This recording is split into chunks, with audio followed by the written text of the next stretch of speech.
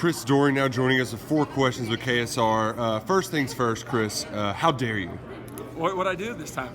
You beat Kentucky, and I just, are you well aware? You weren't even born in 1993. I was 2 years old. Okay, Thank you very much. Do you remember the game much? Every second of it. I think Kentucky fans have a difficult time reckoning with you when you say nice things about them because you were very not well liked for a long time. Does it at least feel good to be a part of infamy when it comes to UK football heartbreak? It does. I mean, I know the Christian Laettner infamy is probably higher, but I feel like I'm in the next tier of disdain amongst some of the older Kentucky fans. But I have been welcomed. I think my love for Kentucky over the last 5 years, and Coach Stoops specifically, I think has allowed me to heal some of those wounds that may still exist. So I've come to really enjoy everybody there in Lexington that I've had a chance to work with, and I actually kind of closet Kentucky Wildcat fan. Okay, we will not tell the folks in Gainesville. They've already got their torches and pitchforks out for Cole. So don't put me on that list. Exactly.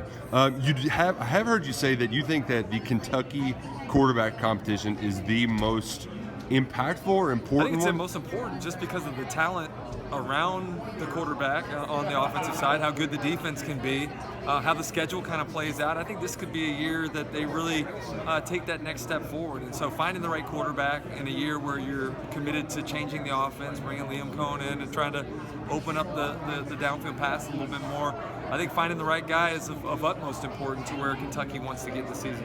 So you are well acquainted with Florida. Kentucky, that game's been pretty close in recent years. I know they've only got them once. Can they reload after losing all of those weapons? You know, it's funny. I think people in the media, fans, they all want to talk about the streak for so long. Then Kentucky breaks the streak. Now what I see is, they haven't beat them in Lexington since whatever. You can always find something to tilt the story where you want to be. I don't think the gap is all that significant right now between where Florida is and where Kentucky is. And like you said, they've been really close games. Going to the Swamp a couple years ago and winning was a big accomplishment. I think this is a year where Kentucky fans probably feel like they got a pretty good chance with Florida losing their starting quarterback, losing Kyle Pitts, the receivers around them, the defensive issues they had last year. It sets up really well for Kentucky, and so I do think it's an opportunity. And one of the things I love is the way that Kentucky football fans turn out when Florida comes to town. They always have that little special buzz about them, so it's going to be a great environment. All right, unrelated to Kentucky, it feels like there's a lot of room in the basement of the SEC East. Who's at the bottom of the cellar? Is it Vandy? Is it Tennessee? South Carolina? I feel bad, too, because I just got done talking to Clark Lee, but I think he's got probably the biggest uphill climb of the new 4 coaches in our league, and so Vanderbilt has its unique challenges as it is. I think Tennessee's got a chance to be pretty good on offense. I don't know about their defense this year.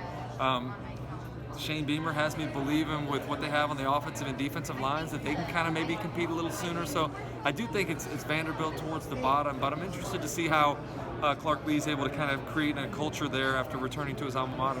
I mean, not many people can pull off a white jacket either. It looked good, didn't it? I mean, he came on our set this morning, and it was it wowed us early. That was probably in the 7 o'clock hour, and it was it'll wake you up. Yeah, no question. It'll wake you up. Well, Chris Doering, we appreciate it. We'll be watching you on SEC this morning. Great to be with you, man. Thanks for always having me on at KSR, man.